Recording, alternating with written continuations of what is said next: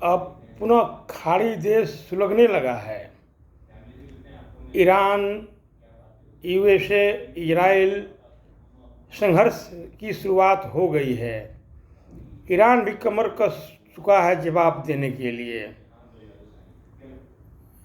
America यानी कि mister Trump किसी तरह इस युद्ध से निकलना चाह रहे हैं, क्योंकि अमेरिका में मध्यावधि चुनाव है। ट्रंप का ग्राफ काफ़ी गिरा हुआ है। ट्रंप को हारना निश्चित है। ट्रंप चाह रहे हैं दुम दबाकर किसी तरह भागना, लेकिन इजराइल ने पानी फेर दिया।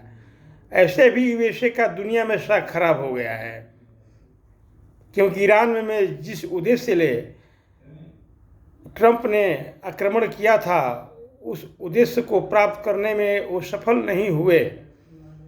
मेन उद्देश्य यही था कि इनरिच्ड यूरेनियम हम वापस ले लें, बाकी सारी बात को मान लेंगे। लेकिन ईरान इसके लिए तैयार नहीं है, न होगा मरते दम तक। और उधर लेबनान को इजराइल छोड़ना नहीं चाहता है। इजराइल समझ रहा था कि ट्रंप और ईरान में समझौता हो जाए, उसमें लेबनान पर आक्रमण को बंद करने की भी बात हो जाए, और इस समझौता में इजराइल को नहीं रखा जा रहा है। अगर ट्रंप, नेतन्याहू और ईरान तीनों मिलकर समझौता करते तो बात बनती। इसलिए इजराइल ने आक्रमण कर शांति समझौते की जो बात हो रही थी उस पर पानी फिर गया।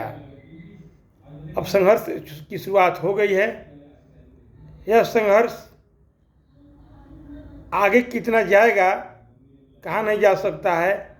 उधर रूस और यूक्रेन में कितने वर्षों से युद्ध चल रहा है। दुनिया चारों तरफ से सुलग रही है। अभी वर्तमान में कोई ग्लोबल लीडर नहीं है जो कि दुनिया में शांति को स्थापित कर सके। संयुक्त राष्ट्र संघ एक व्हाइट एलिफेंट है जो कुछ नहीं कर सकता है, असहाय बनकर, दर्शक बनकर देख रहा है। पहले दुनिया में कुछ भी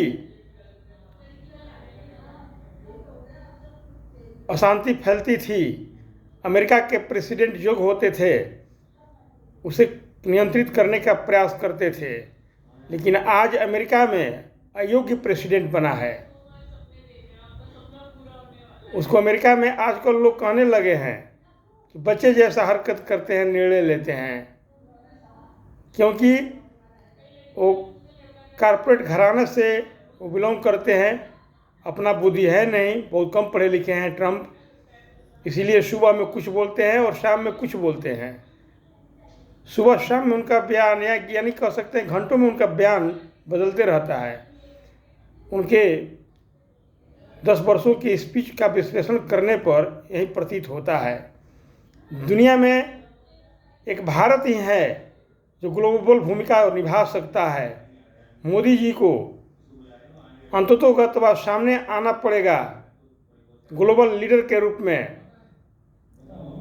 गल्फ कंट्री का जो संघर्ष है, चाहे ईरान, इजराइल, अमेरिका का जो ये संघर्ष है, यूक्रेन, रसिया का संघर्ष है, या अन्य जगहों पर छोटे मोटे जो झड़पें हो रही हैं,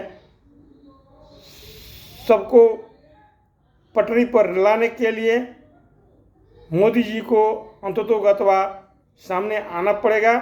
दुनिया के बहुत सारे लोग भी इस बात को अब स्वीकार करने लगे कि बगैर भारत को सामने आए बिना ये दुनिया जो है वर्ल्ड वार की ओर जा रही है, ख़त्म नहीं होगा। भारत ही दुनिया को तृतीय विश्व युद्ध में जाने से रोक सकता है। हालांकि यह जरूर है कि भारत इतना आज दम रखता है कि दुनिया को तृतीय विश्व युद्ध की ओर जाने नहीं देगा। अभी देखा जा रहा है क्या हो रहा है, और ऑटो मोड में उसको छोड़ा गया है। अगर नहीं किसी से कंट्रोल होगा, आर्यावर्त यानी कि भारत है।